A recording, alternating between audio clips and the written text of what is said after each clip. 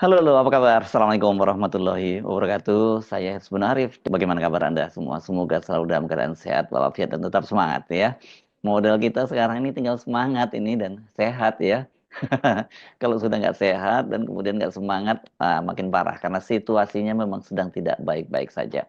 Oke, saya kira Anda dalam beberapa hari ini yang tertarik untuk mengamati masalah politik dan perubahan-perubahan atau mutasi di lingkungan TNI pasti mengamati ada satu peristiwa yang sangat banyak disoroti oleh para pengamat, yakni dicopotnya Panglima Komando Gabungan Wilayah Pertahanan 1 atau Pangkogap Wilhan 1, Letnan Jenderal TNI Kunto Arifibowo, putra mantan Wakil Presiden Tri Sutrisno. Dan yang mengejutkan itu, yang menggantikan itu adalah mantan ajudan dan sekaligus sekretaris militer dari Joko Widodo. Analisis semacam itu banyak berseliweran di media, apalagi di media sosial. Yang saya kira ini analisisnya cukup masuk akal karena secara kronologis peristiwanya itu berurutan dan kemudian dari berbagai statement para petinggi negara dan fakta-fakta di lapangan kok makin menunjukkan ya memang seperti itu faktanya ya, walaupun maksud saya faktanya bahwa Pak Prabowo itu ditelikung atau tidak tahu menau, tetapi kita mesti juga membuka opsi sangat mungkin bahwa itu semua juga atas sepengetahuan Presiden Prabowo Subianto. Kenapa? Karena untuk perubahan-perubahan pangkat yang pada level jabatan tinggi apalagi bintang 3 itu kan melalui proses Wanjakti ya. Biasanya kalau Wanjakti itu pasti untuk jabatan tertentu, apalagi ini kan sudah bintang 3 dan kemudian berkaitan dengan putra seseorang yang sangat dihormati di lingkungan TNI termasuk dihormati oleh Presiden Prabowo, ya pasti itu akan dilaporkan ke Presiden. Jadi nggak mungkin ujuk-ujuk tiba-tiba diubah begitu saja dan faktanya kemudian bikin geger. Jadi saya kira mungkin kita nggak boleh terlalu cepat menyimpulkan bahwa Presiden Prabowo ditikung dari belakang oleh para petinggi TNI, tapi kita juga tidak bisa menyimpulkan bahwa itu sepenuhnya atas blessing dari Presiden Prabowo. Karena tadi faktanya kok rasanya nggak mungkin Pak Prabowo melakukan langkah-langkah yang sangat drastis semacam itu dan kemudian harus berhadapan dengan para tokoh seniornya ya. Karena bagaimanapun juga ini kan Pak Tri yang bersama dengan ratusan jenderal, pelaksamana dan kemudian juga marskal serta kolonel itu yang menyampaikan pernyataan berkaitan dengan 8 statementnya itu kan adalah figur yang mau tidak mau ini harus didengar pendapatnya oleh Pak Prabowo. Karena Pak Prabowo sebenarnya juga dengan munculnya gerakan dari para perwira ini, para purnawirawan ini juga sebenarnya diuntungkan karena itu memperkuat posisi bargaining atau posisi tawar politiknya Pak Prabowo. Oke, mari kita bahas saja secara kronologis dan nanti kemudian silakan Anda menyimpulkan sendiri bagaimana berkaitan dengan itu. Jadi saya akan ajak Anda untuk secara kronologis faktanya maupun substansinya. Puncaknya tentu saja tadi pencopotan dari Letnan Jenderal Kunto Arifibowo. Dan kemudian kalau kita tarik mundur, kenapa ini kemudian harus kita kaitkan ke sini, itu yang berkaitan dengan tadi pernyataan dari para purnawirawan yang dibuat pada tanggal 17 April 2025. Ada 8 poin yang disampaikan, tapi yang paling bikin heboh adalah poin ke-8, yakni desakan dari para purnawirawan ini untuk mencopot atau memakzulkan Gibran Rakabuming. Yang didesak adalah MPR dengan alasan adalah inkonstitusional Gibran itu ya di situ ya. Ini pernyataan dari para purnawirawan ini membuat goncang ya, karena bagaimanapun di situ ada Pak Tri Sutrisno sekali lagi.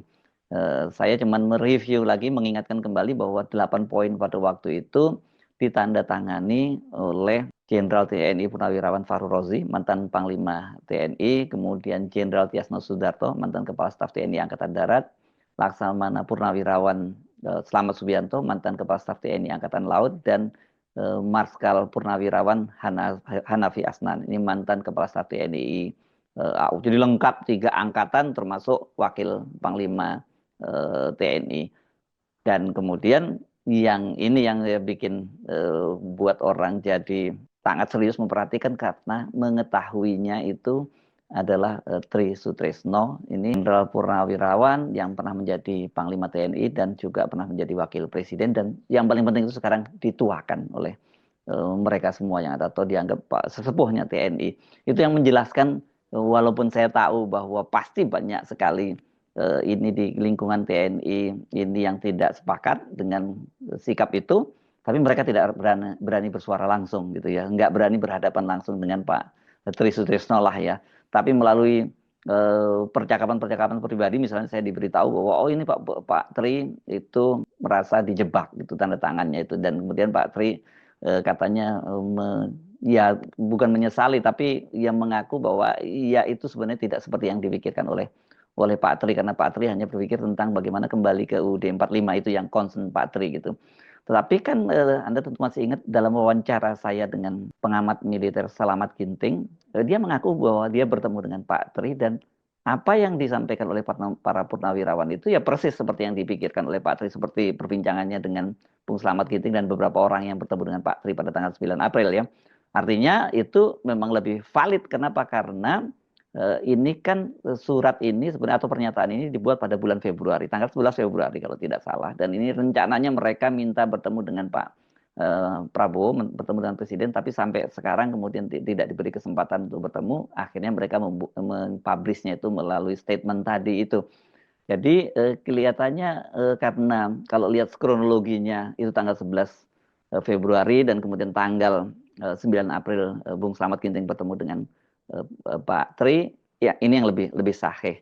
Bahwa kemudian ada informasi bahwa Pak Tri merasa dijebak, itu tentu kita juga harus open mind juga untuk untuk menerima juga ada informasi semacam itu. Mungkin pertimbangannya bukan lagi semacam politis, tapi Pak Tri mungkin berpikir tentang bagaimana juga berkaitan dengan putra-putranya, kan banyak yang masih aktif di lingkungan militer gitu. Salah satunya adalah Letnan Jenderal TNI Kunto Aris Wibowo. Nggak ada statement dari lembaga-lembaga di lingkungan purnawirawan itu, lembaga resmi, misalnya PPAD untuk Purnawirawan Angkatan Darat atau PPAL dan PPAU, tidak ada yang membantah soal itu. Dan kemudian kita dengar pada tanggal 20 April Pak Wiranto, itu mantan Panglima TNI, kemudian bertemu dengan Presiden Prabowo. Dan pada waktu itu statementnya Presiden Prabowo seperti yang dititipkan kepada Pak Wiranto adalah memahami soal itu. Artinya dari sini pun kelihatan sekali bahwa Pak Prabowo itu tidak berani frontal juga, tidak mau berani frontal, meskipun kita paham situasi Pak Prabowo pasti dalam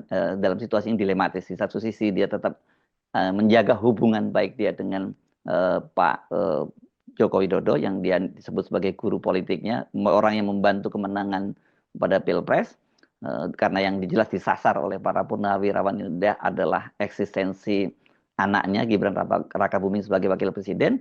Tapi di satu sisi Pak Prabowo juga pasti menghormati para tokoh-tokoh itu, wabil khusus Pak Tri Sutrisno. Kalau mau ngomong politis, maksud saya tricky secara politis, dan ini sebenarnya menguntungkan Pak Prabowo karena bargainingnya berhadapan dengan Pak Jokowi itu menjadi semakin kuat. Kita tahulah, meskipun Pak Prabowo menyatakan bahwa dia guru politiknya, tapi diam-diam pastikan juga ada catur politik di belakang layar itu, karena mereka sebenarnya baik Pak Joko Widodo dan Pak Prabowo tahu bahwa ini aliansi ini sekarang ini aliansi sesaat lah yang nanti suatu saat terutama pada Pilpres 2029 mau nggak mau mereka harus berhadapan gitu, karena Pak Prabowo sudah tegas diberi mandat oleh Partai Gerindra untuk maju kembali menjadi capres, sementara buat Pak Jokowi pasti harga mati bahwa Gibran juga harus jadi presiden pada Pilpres 2029. Jadi pernyataan dari Pak Prabowo itu pernyataan yang relatif aman gitu ya buat kedua-duanya ini gitu. Dan harus dilihat juga posisi Wiranto yang menyatakan, Wiranto ini kan sebenarnya dia kalau lihat sejarahnya dia ini sebenarnya posisinya sangat berseberangan dengan Pak Prabowo. Jadi Pak Wiranto itu lebih dekat kepada Pak Jokowi lah gitu secara politik. Nah, tiba-tiba saja pada tanggal 28 April itu ya, tanggal 28 April PLT Ketua Umum PPAD. Nah, ini kan Ketua Umum PPAD-nya itu Letnan Jenderal TNI Doni Munardo almarhum ya, sebenarnya yang meninggal dunia. Sekarang jadi karena dia meninggal dunia dia digantikan oleh sementara ini PLT-nya pelaksana tugasnya yakni Komarudin Simanjuntak, Mayor Jenderal TNI Purnawirawan. Dia menyatakan bahwa itu bukan sikap resmi PPAD walaupun mereka menghargai itu. Ini coba perhatikan ya, tanggal 17 dan kemudian baru reaksinya tanggal 28 April. Ada jeda selama 11 hari. Jadi kelihatan sekali bahwa PPAD pun itu sangat berhati-hati menyikapi itu.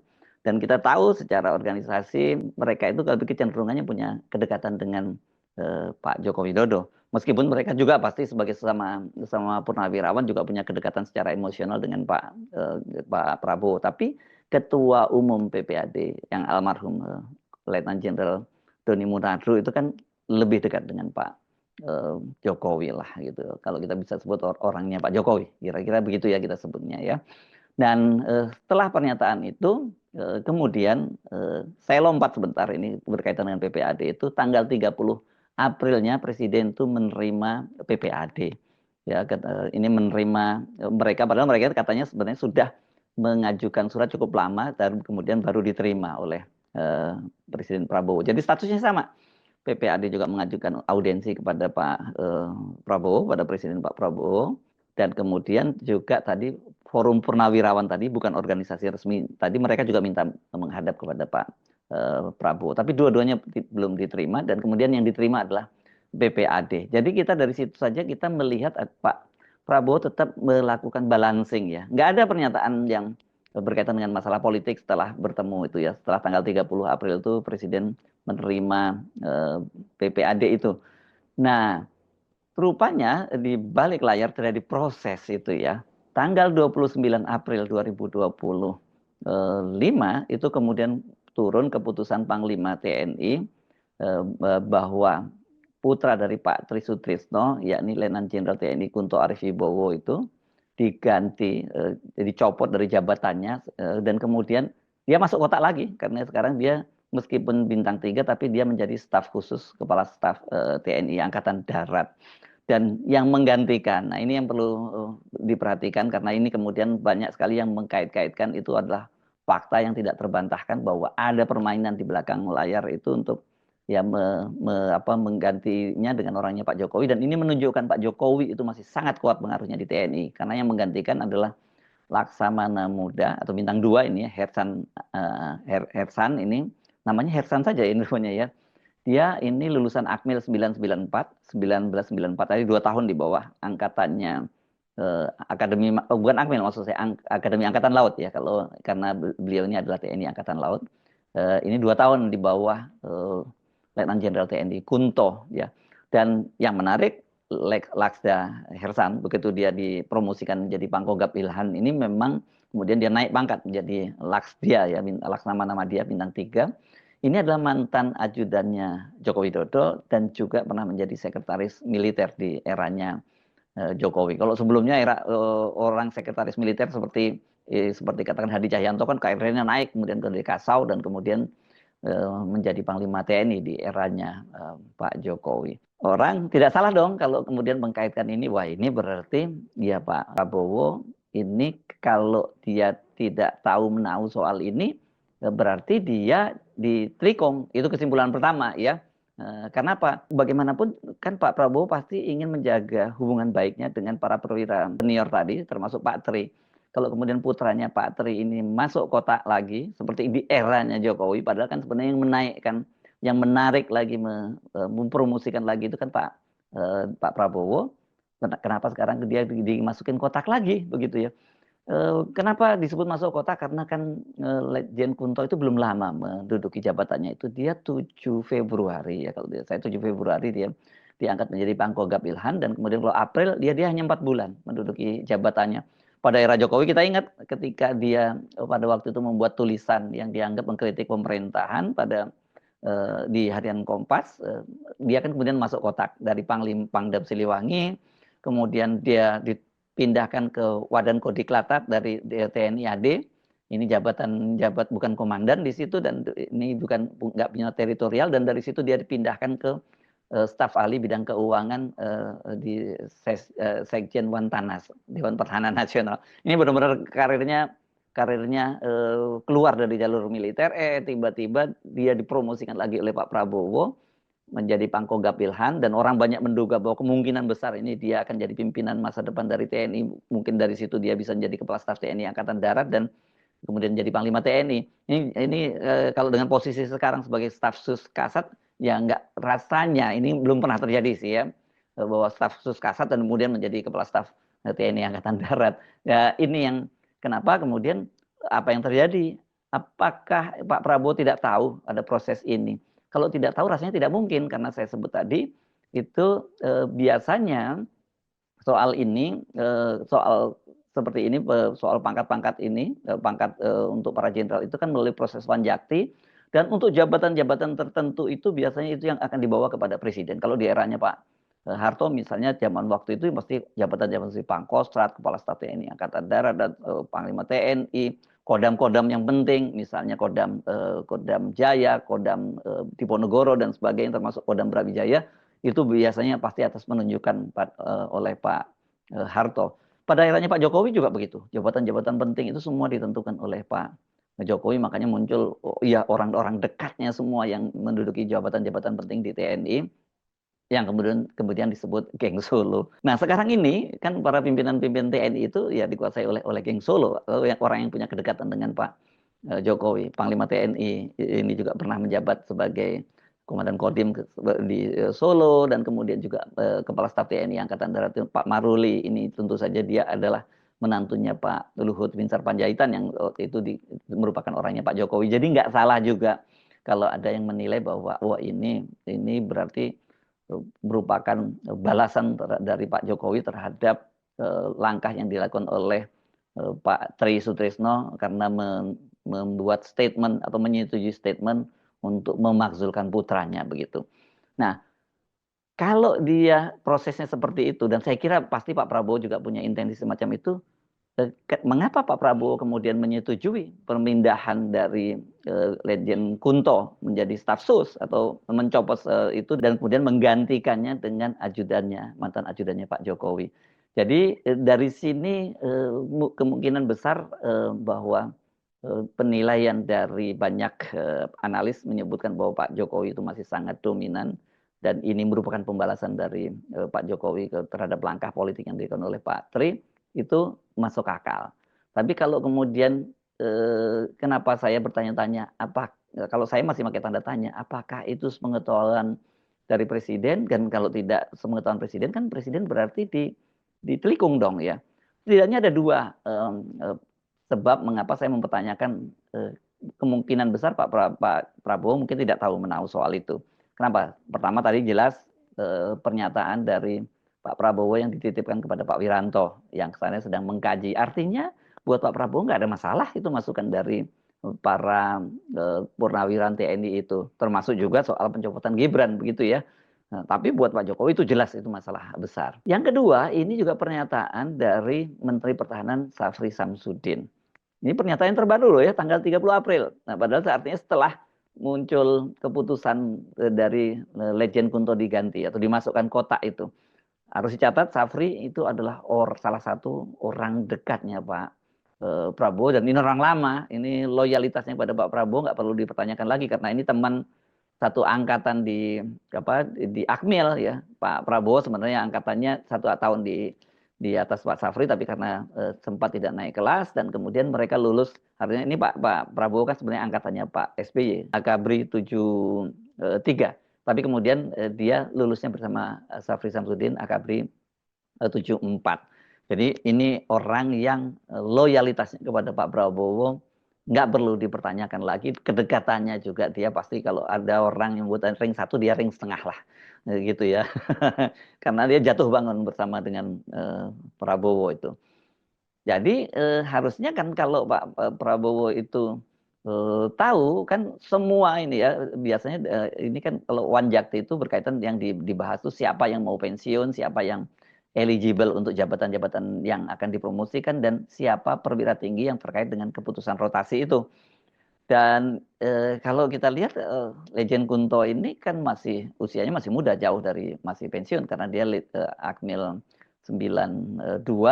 Dan kalau kemudian undang-undang TNI itu nanti sudah sah, kan usia pensiun dia lebih panjang lagi. Nah, balik lagi ke tempat tadi yang saya sampaikan, Pak Syafri kan menyatakan bahwa Presiden itu memahami dan akan mengkaji lebih dalam aspirasi para senior purnawirawan TNI terkait usulan pencopotan terhadap Wakil Presiden Gibran Rakabuming Raka. Kita mendengar semua masukan dari para senior purnawirawan untuk kita kaji lebih mendalam mana yang produktif dan mana yang mungkin dan mana yang belum bisa kita adakan pembahasan lebih lanjut. Kita menghormati apa yang menjadi pemikiran para sesepuh. Itu pernyataan dari Menhan Syafri Samsudin di Komplek Parlemen Senayan hari Rabu kemarin tanggal 30 April 2025. Dan dia membantah usulan itu mengganggu soliditas dari pemerintahan. Nggak ada katanya, dia menyatakan bahwa soliditas pemerintahan itu sudah terlihat di mana rakyat bersatu, rakyat yang penting itu adalah urusan pangan, papan, sandang, dan itu sudah selesai. Tapi dari pernyataan ini sebenarnya tersirat bahwa Pak Prabowo itu ya memang tidak ada persoalan dengan pernyataan-pernyataan itu. Jadi artinya kalau ada langkah menghukum Letnan Jenderal TNI Kunto sehingga dia dimasukkan kotak menjadi staf khusus Kepala Staf TNI Angkatan Darat, Pak Prabowo mesti nggak bicaranya seperti ini gitu. Jadi dari sini kita bisa melihat bahwa pertempuran di internal itu di belakang layar, pertarungan politik di belakang layar berkaitan dengan matahari kembar itu bukan sekedar isu lagi, tapi terkonfirmasi dengan fakta-fakta yang baru saja terjadi. Ini berkaitan dengan mutasi terbaru di lingkungan TNI. Nah, pertanyaannya ini kan sebenarnya banyak sekali perwira-perwira tinggi dan jabatan penting yang sebenarnya sudah menjelang pensiun. Kenapa sampai sekarang kok kemudian belum ada pengumuman? Misalnya Kepala Staf TNI Angkatan Laut Laksamana Muhammad Ali itu juga sudah masuki masa pensiun. Bahkan Panglima TNI itu Pak Agus Subianto itu juga akan pensiun kalau usia normal sebelumnya dengan undang-undang sebelumnya itu pada bulan Agustus. Namanya juga Agus Subianto. Tapi sampai sekarang belum dibahas soal itu. Jadi ini menunjukkan memang terjadi tarik-menarik kepentingan yang luar biasa sehingga sampai detik-detik terakhir itu belum bisa diputuskan. Tapi yang secara mengejutkan mengapa justru itu dilakukan kepada putra Pak Tri, Letnan Jenderal TNI Kunto Arif Wibowo. Saya Hersbun Arif, sampai jumpa lagi. Wassalamualaikum warahmatullahi wabarakatuh.